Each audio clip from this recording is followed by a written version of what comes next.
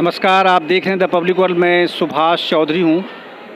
IITF 2022 Pragati Maidan में यहाँ एक ख़ास मेहमान हमारे साथ मौजूद हैं जिनसे हम कुछ ख़ास बात करेंगे। और वह बात है, आपने चावल के प्रकार तो बहुत दर्जनों देखे होंगे, सुने भी होंगे और आपने उसके स्वाद भी लिए होंगे, लेकिन क्या आपने काला नमक चावल का नाम सुना है? क्या कभी आपने देखा है काला नमक चावल? आज हम इसी मुद्दे पर बात करेंगे। इसका क्या मेडिकल वैल्यू है, फार्मिंग वैल्यू क्या है इसका कमर्शियल वैल्यू क्या हो सकता है, और आने वाले समय की दृष्टि से हम सब के लिए ये कितना प्रासंगिक, कितना रेलेवेंस हो सकता है, इन सारे मुद्दों पर हम बात करेंगे। और इसकी प्रजातियों को लेकर भी कुछ चर्चा करेंगे, क्योंकि इससे बहुत कम लोग परिचित हैं। हमारे साथ मौजूद हैं SAMP India trade private limited के रिप्रेजेंटेटिव हैं अमित जी। उनसे चर्चा करेंगे और सारी बातों पर उनसे जवाब लेंगे कि आखिर ये काला नमक चावल है क्या और क्यों वो ट्रेड फेयर में लेकर आए हैं, इसके प्रति लोगों का रिस्पांस कैसा है। अमित जी, आपका स्वागत है द पब्लिक वर्ल्ड पर। नमस्कार। आपको ये और मेरा यहाँ पे आने का मौका, आप जैसे लोगों से मिलने का सफल होता जा रहा है। अमित जी, मुझे ये बताएं, आपने जो स्टॉल यहाँ लिया हुआ है और जिन प्रोडक्ट्स को लेकर आपने यहाँ जो आपने एग्जिबिट यहाँ किए हैं, वो क्या चीज़ है? सर, हम सिद्धार्थ नगर से हैं। ODOP प्रोडक्ट के तहत, वन डिस्ट्रिक्ट वन प्रोडक्ट के तहत हम काला नमक प्रजाति का चावल यहाँ पे रिप्रेजेंट कर रहे हैं। और इस चावल को रिप्रेजेंट करना केवल ODOP के तहत नहीं, हम GI टैग यूज़र भी हैं, यानी भौगोलिक पहचान भी हमारे पास है काला नमक चावल के लिए। अच्छा, तो थोड़ा सा आप मुझे वो दिखाइए, काला नमक चावल का जो उसका पैडी है यानी धान है, वो कैसा दिखता है? ये कुछ हद तक ऐसा दिखता है जी। और जो हमारे पास पुरानी प्रजाति है, जिसकी लंबाई लगभग 7 फीट तक जाती है खेतों में, और उसका धान पूरा काले कलर का होता है। कई लोगों को तो ये लगता है कि उन पौधों में बीमारी लग गई है। साधारण भाषा में या देहाती भाषा में उसे कहते हैं पहिया लग गया है। और पहिया लग गया है, इसका मतलब ये होता है कि इसके अंदर चावल के दाने अच्छे से बने नहीं होंगे। लेकिन प्राकृतिक तौर पे इसके चावल के पौधे पूरे हरे होते हैं और इसके जो अनाज के जो धान होते हैं वो काले कलर के होते हैं। अच्छा, तो इसमें जो चावल है उसका कलर कैसा होता है? उसका कलर अगर कहा जाए, धान के छिलकों को हटाएंगे तो उसमें हरे कलर का चावल का दाना मिलता है। अच्छा, तोते कलर का जो हरा होता है, तोता हरा, उस कलर के चावल के दाने होते हैं। फिर बाद में जब उसकी मिलिंग होती है तो मिलिंग होने के बाद एक चमकदार सफ़ेद रंग का ये चावल बनता है। मतलब जैसे सामान्य चावल और चावल दिखते हैं, उसी तरह से ये भी एकदम दिखते हैं। ये उसके टेस्ट में, उसके सेंस में जो उसका वो अलग हो सकता है, है ना, उसका मेडिकल वैल्यू अलग हो सकता है। अब आप मुझे थोड़ा सा ये जो काला चावल, जो काला नमक चावल है आपके पास, इसका थोड़ा उसकी हिस्ट्री बताइए और इसकी उत्पत्ति कैसे है और कैसे आपके पास आई, और आपने इन चीज़ों पे फोकस क्यों करना शुरू किया? अगर कहा जाए तो मेरी उम्र लगभग जितनी है उसके हिसाब से मैं उतनी ही उम्र का तगादा रखता हूँ। लेकिन इस चावल के बारे में बहुत सारी कहानियाँ बनी हुई हैं और उनमें से एक कहानी जो मैंने सुनी है वो मैं आपके साथ शेयर कर रहा हूँ। कहा जाता है कि महात्मा गौतम बुद्ध अपने अंतिम दिनों में अपने लोगों को, अपने शिष्यों को एक भारी मांग के बाद कुछ देना चाहते थे। तो उन्होंने अपने जो भी झोले थे या जिस भी तरह का उनके पास संग्रह करने का जगह था, उसमें से कुछ बीज दिए थे चावल के, यानी धान, और कहा था कि इसको कीचड़ वाले, दलदल वाली जगह पे इसको लगाइए और उसका जो सुगंध आएगा उससे पता चलेगा कि मैं भी हूँ। अच्छा, फिर फिर लोगों ने जब उसका खेती करना है, क्योंकि बीज है तो खेती ही होगी, तो जब खेती करना स्टार्ट किया तो जिन गाँवों में 5 गाँव जो तराई वाले थे, जो सिद्धार्थ नगर जिले के ब्लॉक में लगते हैं, उन सारे उत्तर प्रदेश राज्य जो इंडिया नेपाल के बॉर्डर हैं। अच्छा, जो कुछ ज़िले हैं जो उत्तर प्रदेश के नेपाल से सटे हुए, जिसमें से नेपाल वाला बॉर्डर इलाका लुम्बिनी, सिद्धार्थनगर, बस्ती, गोरखपुर, कुशीनगर, ये वो जगह हैं जहां महात्मा गौतम बुद्ध का अपने ज़माने में एक प्रॉपर आवागमन था और वहाँ पे हमेशा कहीं ना कहीं वहाँ के लिए ही रुकते थे। वो अपने प्रवास स्थान उनके वहीं बने हुए थे। तो उस जगहों से ये कहानियाँ बन के आई कि ये वही राइस है जो महात्मा गौतम बुद्ध का प्रसाद है, जो वहाँ के लोगों को यही एक मौका मिला है कि इस खुशबू में वो उस प्रसाद या उसके ब्लेसिंग्स यानी दुआओं को महसूस करते हैं। ये तो एक स्पिरिचुअल पार्ट हो गया कि लोग जो उनके फॉलोवर हैं या नहीं भी हैं, जो उनके प्रति श्रद्धा रखते हैं, तो वो ये समझते हैं कि शायद उनका दिया हुआ एक प्रसाद है। तो ये बात है। दूसरा चीज़, मुझे इसका मेडिकल वैल्यू बताइए कि आखिर ये काला नमक चावल लोग क्यों सेवन करें, क्यों इसका उपयोग करें? सर ये लगभग 3000 साल पुरानी एक कहानी है जिसको मैंने कुछ साल पहले सुना था, तो मैंने बताया था। और अब ये हो रहा है कि इसके मेडिसिनल प्रॉपर्टीज़ पे बात आई तो सबसे पहले क्या होता है कि एक आज की डेट में युवा पीढ़ी या समझदार लोगों को लगता है चावल खाने से हमें मोटापा बढ़ता है, चावल खाने से हमारी शुगर की बीमारी अगर किसी को है तो शुगर बढ़ जाएगा। हमारे चावल का जो ग्लाइसेमिक इंडेक्स है वो 40 से 45 या 40 से 46 के आसपास है, जो कि ये बताता है कि जिनको डायबिटिक पेशेंट अगर हैं वो हमारे चावल को बहुत आसानी से खा सकते हैं और उनको शुगर बढ़ने की समस्या नहीं होगी, जबकि नॉर्मली चावल के ग्लाइसेमिक इंडेक्स 60 से ज़्यादा होते हैं।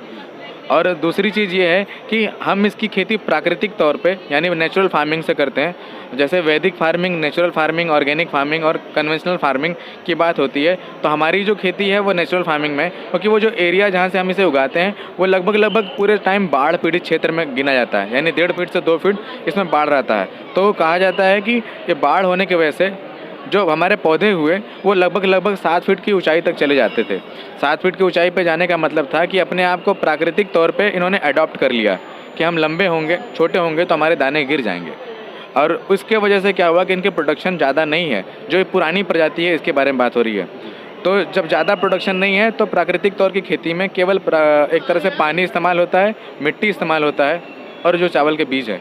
यही 3 कंसेप्ट के साथ यही 3 इंग्रेडिएंट्स भी हैं हमारी खेती में। यानी कि अगर उस पर कीड़े मकोड़े भी आ रहे हैं, किसी तरह की बीमारी भी आ रही है तो हम उसके कंट्रोल के लिए कुछ भी नहीं करते हैं, क्योंकि हम पहले से ही मान लिया है कि अगर किसी खेत के किसी जगह पे 10 kilo per unit land production होगा तो मेरा चावल 1 से 1.5 किलो ही होगा। और हम उसी नेचुरल फार्मिंग किया हुआ राइस का एक्सपो यहाँ पे लगाए हैं और इस वजहों से हमारे चावल में कोई भी केमिकल का अवशेष नहीं पाया जाता है, ना ही किसी प्रकार के खाद का अवशेष पाया जाता है। हम ऑर्गेनिक तरीका भी नहीं इस्तेमाल करते हैं कि हम गोबर या पंचगव्य ऐसा कुछ इस्तेमाल करते हैं, ऐसा कुछ भी नहीं इस्तेमाल करते हैं। तो ये हो गया इसके। और एक चीज़ कहा जाता है कि इसकी खुशबू पूरे भारत के सभी अन्य चावलों से एकदम हाई लेवल पे है, सर्वोत्तम है और इसका स्वाद इंडिया का बेस्ट राइस है ये मैं। अच्छा, जैसे आपने ये कहा कि इसमें हम ऑर्गेनिक भी जो इसके एक तरह से जो इसके कैटलिस्ट होते हैं वो आप उपयोग नहीं करते हैं, तो आप कंप्लीट प्रकृति पर इसको छोड़ देते हैं, है ना। लेकिन तो फिर इसकी पैदावार की जो रेट है, जो उसका प्रतिशत है उत्पादन का, वो कैसे एक किसी किसान के लिए कैसे ये लाभकारी हो सकता है? सर मेरी पढ़ाई कृषि से ही है, BHU से। तो मेरा काम किसानों को उस प्रतिज्ञा के तहत लेके जाना होता है कि आपको अगर आप खाद या कुछ भी इस्तेमाल करेंगे तो हम आपसे नहीं खरीद पाएंगे, क्योंकि हमें जिन ग्राहकों को देना है, जिन एक उच्चल और अव्वल दर्जे के लोगों को हमने अपने ग्राहक के तौर पे चुना है, उन्होंने हमें इसलिए चुना है कि हम उनके लाइफ स्टाइल में आना चाहते हैं। और उस वजह से क्या होता है कि हमने किसानों को प्रतिज्ञा दिलाई है कि अगर आप खाद डालेंगे, कुछ भी डालेंगे, तो हम आपसे नहीं खरीद पाएंगे। अच्छा, ये जो जैसे आपने मेडिकल वैल्यू की जो बात की आपने और ये पैदावार वाली चर्चा आपसे हो गई है, तो आप मुझे ये बताएं कि इस चावल को लोग जैसे खरीदे, जैसे आपने कहा, क्या मेडिकल कोई ऐसा सर्टिफिकेशन भी है आपको कि जिसको देखकर व्यक्ति एकदम इंश्योर हो जाए कि हाँ ये चावल किसी डायबिटिक पेशेंट के लिए उपयोगी हो सकता है या उसके लिए हार्मफुल नहीं हो सकता है, या कोई हार्ट डिजीज़ का पेशेंट है तो वो उसके लिए भी ये हार्मफुल नहीं हो सकता है? सर जैसा हमने अभी तक जिक्र किया था ग्लाइसेमिक इंडेक्स के बारे में, ये चावल कैंसर के पेशेंट्स के लिए अच्छा है, लाभदायक है, हार्ट पेशेंट्स के लिए अच्छा है, मोटापा कंट्रोल करने में सहायक है। मानसिक तौर पे अगर मानसिक विकास की बात की जाए तो इसमें ओमेगा 3, ओमेगा 6 फैटी एसिड्स पाए जाते हैं। अल्जाइमर के लिए पेशेंट्स के लिए अच्छा है। विटामिन ए, बी और ई प्रचुर मात्रा में पाए जाते हैं। तो कहा जाए तो जो भी लाइफ स्टाइल में हमें न्यूट्रिशन की कमी होती है वो सारे न्यूट्रिशन हमें इस चावल में मिलते हैं प्राकृतिक तौर पर। तो जो आपका प्रोडक्ट है, जो आपकी पैकेजिंग है, उस पर ये सारी चीज़ें मेंशन्ड होती हैं? हम अगर बताएं तो हमारे प्रोडक्ट से रिलेटेड सारी चीज़ें मेंशन भी होती है। और आपने कहा कि क्या आपके पास कोई ऐसे सर्टिफाइड डॉक्यूमेंट्स हैं, तो हमारे पास जो डॉक्यूमेंट्स हैं वो अपेडा की है, वो कृषि निर्यातक संस्थान है कि जो एग्रीकल्चर प्रोड्यूस का जो एक्सपोर्ट होता है वो मैनेज करती है इन टर्म्स ऑफ सर्टिफिकेशन। तो उनके लैब रिपोर्ट्स हैं, नेशनल लेवल के लैब रिपोर्ट्स हैं, हमारे पास इंटरनेशनल राइस रिसर्च इंस्टीट्यूट के लैब रिपोर्ट्स हैं, जो ये बताते हैं कि जो भी हार्मफुल केमिकल्स हैं और जो भी केमिकल्स एक सिंथेटिक फार्मिंग में रिलीज़ होते हैं वो चीज़ हमारे प्रोडक्ट्स में अगर पाए जाएंगे तो हम उस तरह के क्लेम्स नहीं कर पाते हैं, इस वजह से कि हमारे प्रोडक्ट में 0 केमिकल रेसिडुअल पाए जाते हैं। यही एक वजह है कि हम आराम से अपने चावलों का निर्यात विदेशों में कर पाते हैं। अच्छा, अब ये जो चावल है ये एक प्रजाति हुई जिसका नाम आपने लिया, तो इसकी और उपजातियां भी हैं, इसके और भी कई प्रकार हैं जो आपने डेवलप किए हुए हैं? सर प्रजातियां अंग्रेजी में इसको कहा जाए तो स्पीसीज़, हाँ। काला नमक की सबसे पुरानी प्रजाति के साथ हम लोग खेती कर रहे हैं, लेकिन अब तक विज्ञान की प्रगति के हिसाब से लगभग काला नमक के नाम से कई यूनिवर्सिटीज़ ने लगभग अप्रॉक्स 60 वैरायटीज़ बना चुके होंगे। उन वैरायटी बनाने का उद्देश्य ये रहा कि बाढ़ पीड़ित क्षेत्र में काला नमक तराई बेल्ट में होता है, तो क्या प्लेन लैंड में हो पाएगा, क्या किसी और ऐसे जगह पर सूखा प्रभावित क्षेत्र में हो पाएगा? अगर हो पाएगा तो क्या उसका वही स्वाद, वही खुशबू और वही मेडिसिनल प्रॉपर्टीज़ रह जाएंगी? तो लोगों ने उसका गलत इस्तेमाल किया। गलत इस्तेमाल की बात नहीं हो सकती कि ये हुआ कि एक्सेस फर्टिलाइज़र देकर उसका प्रोडक्शन बढ़ाया जाए, लेकिन जिस चैलेंज को और जिस क्वालिटी को हम एश्योर कर रहे हैं वो क्वालिटी उनके में नहीं है। अच्छा, मतलब कंपैरेटिवली आप जो चीज़ें आप इंश्योर कर रहे हैं कि क्वालिटी वाइज, दूसरा जो नेचुरल फार्मिंग के लिए आप इंश्योर करते हैं कि नेचुरल फार्मिंग है, इसमें किसी भी तरह का चाहे वो केमिकल हो या फिर ऑर्गेनिक कोई ऐसा कैटलिस्ट इसके लिए उपयोग नहीं किया जाता है। तो लगभग कितनी प्रजातियां, मतलब कितनी उपजातियां इसकी होंगी आपके पास? सर उपजातियाँ काला नमक एक ही है, मतलब काला नमक प्रजाति में एक ही है। लोगों का ये कहना होता है, पुराने लोगों को, कि उसका सुगंध इस चावल से मिलता जुलता है या बासमती से मिलता जुलता है, तो वो इनके लिए कभी उपजातियाँ नहीं बनेंगी। वो अपने आप में एक अलग प्रजाति हैं और उपजाति की भी इससे साथ तुलना ही नहीं हो सकती। संकर प्रजाति यानी हाइब्रिड राइस काला नमक की बहुत सारी बनाई गई हैं नेशनल लैब्स में, national lab in the sense कृषि महाविद्यालयों में। अब ये हो रहा है कि उनका कभी भी हाइब्रिड बनाया जाता है तो एक उद्देश्य से बनाया जाता है कि सूखा प्रभावित क्षेत्र के लिए या बाढ़ पीड़ित क्षेत्र के लिए या हाई यील्डिंग के लिए, तो वो हाइब्रिड वेराइटीज़ हैं। मतलब ये डिफ्रेंशिएशन जो है उसका या क्लासिफिकेशन, ये उसका मेडिकल टेस्टिंग जैसे हो जाए, उसका कंटेंट, उसके जो एलिमेंट उसमें पाए जाते हैं, उसकी टेस्टिंग के बाद इससे एकदम स्पष्ट हो जाएगा कि ये वाकई काला नमक चावल है या फिर कोई और है। काला नमक चावल वाकई में क्या है कि आप सिद्धार्थनगर जहाँ पे जीआई टैग मिला है वहाँ आप कभी गुजरें चावल के मौसम में, यानी इस समय नवंबर दिसंबर, तो आपको पूरा वातावरण एक अलग ही खुशबू से मिलेगा। और आप ये कह सकते हैं कि 7 फीट का जो धान का पौधा है वो देखने में आपको लगेगा कि क्या है, ये झाड़ जैसा है, लेकिन वही काला नमक है। ठीक बात है। 7 फीट का पौधा इसका होता है, ये अपने आप में ही एक्सक्लूसिव जानकारी है धान के लिए। और नॉर्मली इतना लंबा तो नहीं होता धान का, जो अब आजकल खास करके जितने हाइब्रिड टाइप से जो सीड्स डेवलप किए गए हैं बहुत सारे, बहुत ज़्यादा पैदावार होता है उसका, ये है। और अब आप मुझे ये बताइए कि अब तक कितने किसान हैं जिनको आप कन्विंस कर पाए हैं उस इलाके में, जो कि बिल्कुल नेचुरल फार्मिंग के लिए तैयार हैं और वो कर रहे हैं? सर हमारा प्रोडक्ट ऐसा है कि हमने 3 चीज़ों पे सबसे ज़्यादा फोकस किया। किसानों को उनकी प्रतिज्ञा के हिसाब से उनका ऑप्टिमम उनको पैसा दिलवाना। जब हम उन्हें कहते हैं कि आप बिना खाद के अगर जो खेती करोगे तो कम ही ज़रूर होगा, लेकिन उसके बावजूद हम आपको उतना पैसा दिलवाएंगे, पहला चीज़ होता है। और जो दूसरी चीज़ है, हम केवल धान या चावल को लोगों तक पहुंचाने का मेरा उद्देश्य ये है कि अपने कल्चर हेरिटेज को हम बचा के रखना चाहते हैं। और तीसरी चीज़ ये है कि इन सब के साथ हम हेल्थ भी प्रमोट कर रहे हैं। तो ये 3 चीज़ों के साथ लगभग हम लोग 150 किसानों तक जा पाए हैं, जो हमारे उन 5-10 गाँवों से ही हैं जिनको हम जानते हैं, जो हमारी ज़मीन के लिए भी काम करते हैं और अपने ज़मीन पे भी हमारा चावल लगाते हैं। अच्छा, अब आप मुझे ये बताइए कि अगर कोई किसान इसकी खेती करना चाहे, इस पे उतरना चाहे, तो वो इसकी जो सीड्स है वो कहाँ से अवेलेबल हो? सर इसकी सीड्स तो हम लोग प्रोवाइड कर देंगे, लेकिन हमारी कोशिश रहती है कि हम सिद्धार्थनगर के ही एरिया में इसकी खेती कराएं, क्योंकि जो इसका प्राकृतिक वातावरण और जो क्वालिटी हम चैलेंज करते हैं, वो क्वालिटी का चैलेंज का वजह ये है कि नॉर्मल चावल जो 3.5 महीने में होता है, ये चावल लगभग 6 महीने में तैयार होता है। लगभग 170 से 180 दिन या 160 से ऊपर दिन तक जाते हैं अवधि, कि अंतिम के जो 40 दिन होते हैं वो ऐसा होता है कि इसकी सुगंध इसमें बनी रहे। टेम्परेचर डाउन होने पे जब ये धीरे धीरे पकता है तो इसका सुगंध बढ़ते जाता है, उन दानों में बढ़ते जाता है, और यही इसकी क्वालिटी है। ये उस क्षेत्र का एक तोहफा है जो उस चावल के अंदर आता है। तो ये अच्छा, मतलब आप ये कोशिश करते हैं कि बाय मीन्स ऑफ मॉनिटरिंग, कि आप क्लोज मॉनिटरिंग कर सकें उस फार्मिंग की, तो इसीलिए आप उसी इलाके में आप इसे प्रमोट करते हैं, इनकरेज करते हैं उस तरह से लोगों को। तो सर, जो आप एनवायरनमेंट की बात बार बार कर रहे हैं, वो किस तरह का एनवायरनमेंट चाहिए इस तरह के धान को पैदा करने के लिए? सर जैसा कि काला नमक को पैन इंडिया लेवल पे, यानी एक तरह से पूरे भारत के कश्मीर से कन्याकुमारी तक लोग, यानी वैज्ञानिक जो पक्ष है वो कोशिश ज़रूर कर रहा है कि कहाँ कहाँ हम ले पाएँ, लेकिन कई बारी ये चैलेंज आया है कि उसके बाद उसके मेडिकल रिपोर्ट्स वो सेटिस्फाइड नहीं कर पा रहे हैं, क्वालिटी रिपोर्ट्स, क्वालिटी इंडेक्स, कि ये वही है जो सिद्धार्थ नगर में होता है। तो हमारी प्रॉपर मॉनिटरिंग जो हमारे क्षेत्र में होती है, हम किसानों को ट्रेनिंग देते हैं, हम किसानों को ये आश्वासन देते हैं कि अगर कुछ लॉस हो रहा है, कीड़े मकोड़े या बीमारी आ रही है, आप घबराइए नहीं, हम कम प्रोडक्शन पे भी एक अच्छा रेट आपको दे देंगे। अच्छा, मतलब इसमें कीड़े भी अगर लगते हैं और थोड़ा नुकसान भी होता है तब भी इसकी भरपाई हो सकती है। अब हम कीमत पर आना चाहते हैं, तो जो आपके पास ये काला नमक चावल है वो किस रेट की मतलब कम से कम क्या कीमत की, अधिक से अधिक क्या कीमत की, कोई रेंज भी है क्या?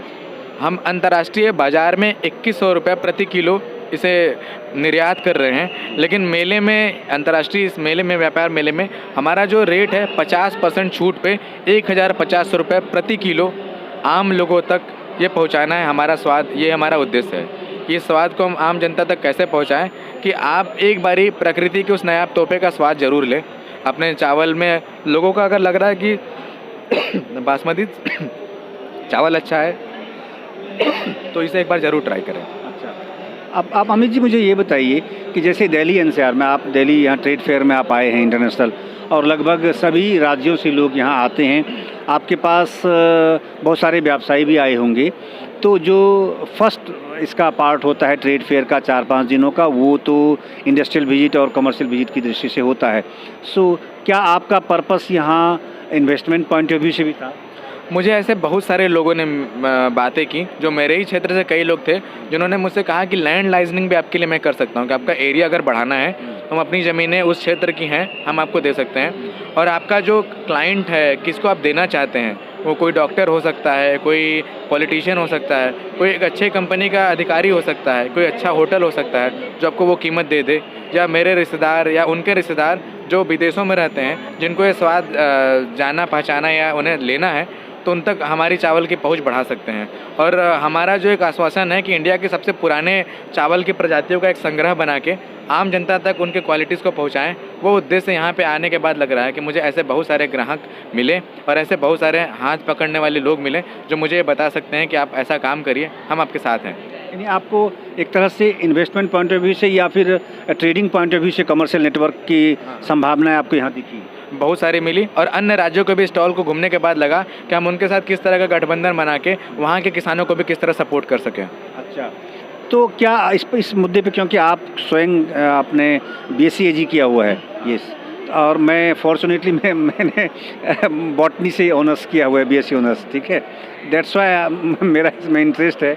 तो मैं आपसे ये जानना चाहता हूँ कि इंडिया में वो और कौन से ऐसे स्टेट्स हैं या डिस्ट्रिक्ट्स हैं जिसका शायद आपने कुछ अगर सर्वे किया होगा इस फार्मिंग पॉइंट ऑफ व्यू से, जहाँ की ये जो काला नमक चावल है इसकी खेती की जा सकती है? ऐसा कहा जाए तो अरुणाचल प्रदेश में इसकी संभावनाएं ज़्यादा हैं, नॉर्थ ईस्ट के स्टेट्स में, लेकिन हम काला नमक को सिद्धार्थ नगर से ही लेंगे।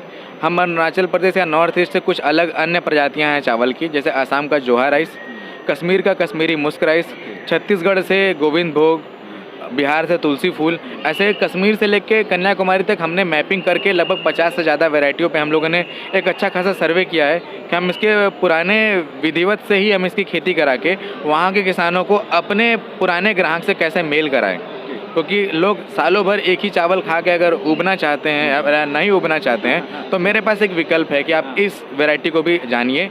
ये हम मतलब आप वैरायटी चेंज कर सकते हैं चाहें तो, चाहे वो मेडिकल उसका आपका कारण हो, है ना, या फिर आपका स्वाद वो कारण बन सकता है।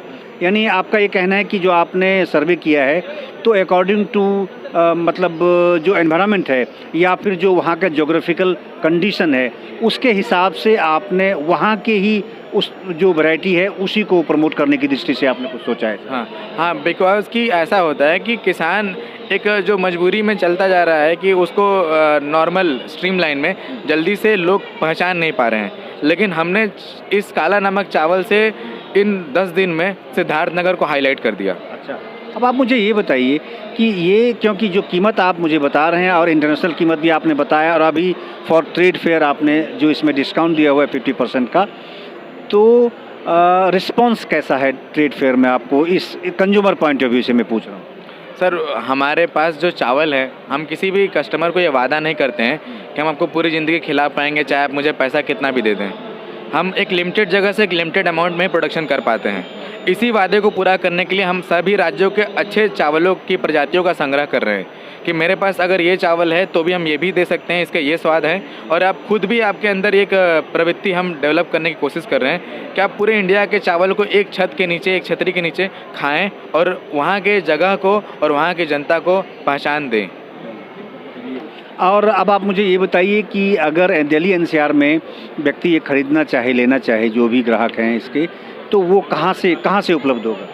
SAMP India trade private limited करके हमारी एक कंपनी है। वो कंपनी का उद्देश्य यही है कि हम इन भूले बिसरे चावल के प्रजातियों को फिर से लेके आएँ। तो काला नमक चावल, हम यहाँ पे एक्सपो में आए हैं तो काला नमक चावल को ही हम बताना चाह रहे हैं। तो काला नमक चावल के लिए हमारे पास हमारे फ़ोन नंबर हैं, आप हमें फ़ोन करेंगे, हम आपको वो काला नमक चावल के पैकिंग्स कोरियर कर देंगे। हम ऑनलाइन पोर्टल पे जानबूझ के उतने एक्टिव नहीं है क्योंकि एक प्रकार से ये चावल की जब काफ़ी महिमा मंडन हो जाती है तो उसमें नकली चावल भी लोग पैक करके देने लगे हैं, जैसा अमेजन और फ्लिपकार्ट जैसे जगहों पे हो रहा है। कई बार लोग मंगाते तो काला नमक चावल हैं पर उनको कोई भी बासमती का छोटा टुकड़ा चावल मिल जाता है ये बता के कि ये काला नमक है। अच्छा, ये चीज़ें हैं।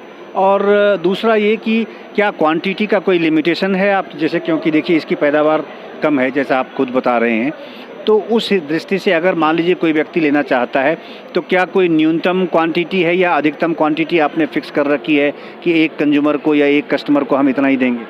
नहीं, ऐसा नहीं है। ये फर्स्ट कम फर्स्ट सर्व वाला है। आप पहले आइए, पहले पाइए, जितना हमारे पास है। अगर आपकी ज़रूरत और हमारे रेट्स आपको अच्छे लग रहे हैं तो आप जितना चाहें उतना ले सकते हैं हमसे। अच्छा, हाँ, ये ले सकते हैं। ओके, ठीक है। थोड़ा सा आप मुझे, आप जो आपके पास ये काला नमक चावल है, थोड़ा ये दिखाइए मुझे, आप ये दिखाइए, ये सारी क्वांटिटी। ठीक है, ये आप जी, ये काला नमक चावल की पैकिंग है। हम इसको पैकिंग करते हैं एयर टाइट कंटेनर में। ये पूरा एयर टाइट है। और साथ में ये क्या है कि हम लोग इसकी जब पैकिंग, जब एक बार कटाई हम ले लेते हैं चावल को, तो उसके धान को हम लोग 2 से 20 डिग्री सेल्सियस पे स्टोर करके रख देते हैं ताकि उसमें कोई भी कीड़े वगैरह ना लगें। फिर जितनी चावल की डिमांड आती है उसके बाद उतने चावल की मिलिंग करा के हम आपको सप्लाई देते हैं।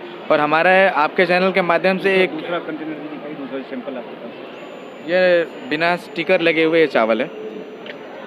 ये भी, ये कंटेनर भी आपने जो इसका बनाया हुआ है, ये भी एक तरह से एक श्योरिटी है कि जो इसकी क्वालिटी है उन चीज़ों को मेंटेन करना एकदम एयर टाइट है ये। और मेडिकल पॉइंट ऑफ व्यू से भी बिल्कुल ठीक बात है, क्योंकि आजकल तो ज़्यादातर तो वो, चाहे वो प्लास्टिक के बैग हों, जूट के बैग हों, उस तरह के बैग में ज़्यादातर आते हैं, मगर आप इस प्रकार के ही कंटेनर में देते हैं। जी, ठीक है। और एक आपके चैनल के माध्यम से एक मेरा संदेश या एक रिक्वेस्ट है भारत सरकार से कि जैसा कि G20 की मीटिंग होने वाली है 2023 में और उसमें भारत ही प्रतिनिधित्व कर रहा है, तो हम चाहेंगे कि हमारे काला नमक चावल को एक विदेशी प्रसिद्धि देने के लिए और वहाँ पे अंतर्राष्ट्रीय बाज़ार में और अंतर्राष्ट्रीय लोगों तक ये ले जाने के लिए हम चाहेंगे कि भारत सरकार हमारे स्वीकार करे और उन सभी लोगों को दे। उससे हम 3 तरह के चीज़ों पे, विषयों पे हम अपने आप को संभाल पाएंगे। वो पहला ये है कि हम अपने चावल से किसानों की स्थिति और किसानों का उद्यान, मतलब एक उत्थान कैसे लेके आ रहे हैं वो दिखा सकते हैं। अपने कल्चर और हेरिटेज को भारत ने कैसे संभाला है वो दिखा सकते हैं। तीसरा, हेल्थ एंड हाइजीन के लिए भारत का ये चावल जो नायाब है,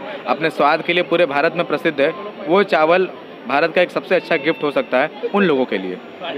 और ख़ासकर ऐसे कंट्री जहाँ क्योंकि नाम ही बुद्धा रत्ना है और महात्मा बुद्ध से संबंधित ये चावल है, इसकी प्रजाति है, तो ये स्वाभाविक है कि अगर उनका नाम इससे जुड़ा हुआ है और इन चीज़ों को अगर एक्सप्लॉइट करने की कोशिश की जाए, ज़्यादातर पब्लिसाइज करने की जाए इंटरनेशनली, उन कंट्री में जहाँ के महात्मा बुद्ध का बहुत ज़्यादा असर पहले भी रहा है और अब भी है, तो संभव है कि और ज़्यादा लोग आकर्षित हों। जी बिल्कुल, क्योंकि कई लोग ऐसे हैं जो इन चीज़ों को खोजते हैं अपने सेहत के लिए या उस विज्ञान के लिए कि हम कर क्या रहे हैं या कैसे करें। तो भारत पहले भी विश्व गुरु था। विश्व गुरु के लिए केवल सोने चांदी होना ज़रूरी नहीं है या सोने की चिड़िया के लिए ऐसी नायाब चीज़ें भी हैं जो भारत को सोने की चिड़िया बनाती हैं।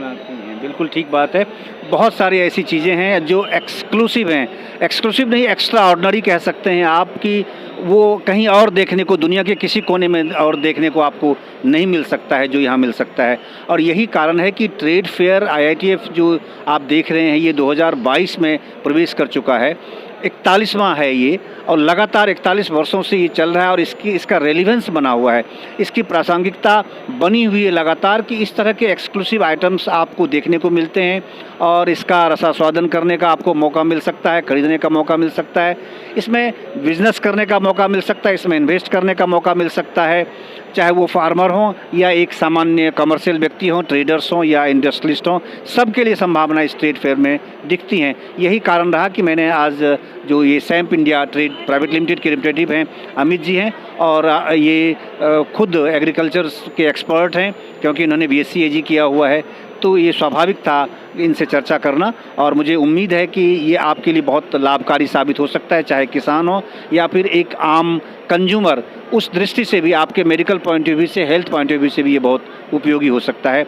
मुझे उम्मीद है कि ये चर्चा आपके लिए बहुत लाभकारी होगी। आपका बहुत बहुत धन्यवाद देखने के लिए, और अमित जी आपका बहुत बहुत शुक्रिया हमसे बात करने के लिए। शुक्रिया सर, आपको ये मौका देने के लिए मैं काफ़ी आभारी हूँ। धन्यवाद।